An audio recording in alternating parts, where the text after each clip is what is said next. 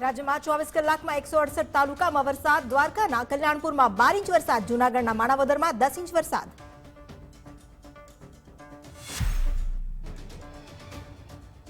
આજે મોદી સરકાર 3.0 નું પૂર્ણ બજેટ રજૂ કરશે. કેન્દ્રીય નાણામંત્રી નિર્મલા સીતારમણ સતત 7મી વખત સંસદમાં બજેટ રજૂ કરીને સર્જશે રેકોર્ડ. બજેટમાં ખેડૂત, ઇન્ફ્રાસ્ટ્રક્ચર અને રોજગારી પર રહેશે ફોકસ. ટેક્સ સ્લેબમાં પણ મળી શકે છે લાભ.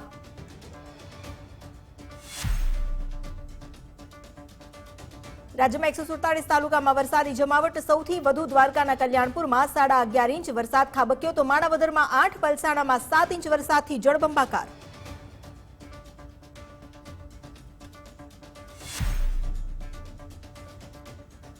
ગાંધીનગરમાં મળશે વેધર વોચ કમિટીની બેઠક. રાહત કમિશનરની અધ્યક્ષતામાં રાજ્યમાં વરસાદની સ્થિતિ પર થશે ચર્ચા.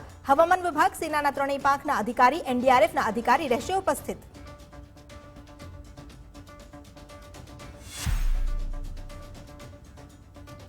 અમદાવાદમાં ચાંદીપુરા વાયરસનો પ્રથમ કેસ પોઝિટિવ આવતા ફફડાટ. હજુ 3 બાળકના રિપોર્ટ પેન્ડિંગ તો પંચમહાલ, રાજકોટ, જામનગર, બનાસકાંઠામાં પણ શંકાસ્પદ કેસ મળતા હાહાકાર.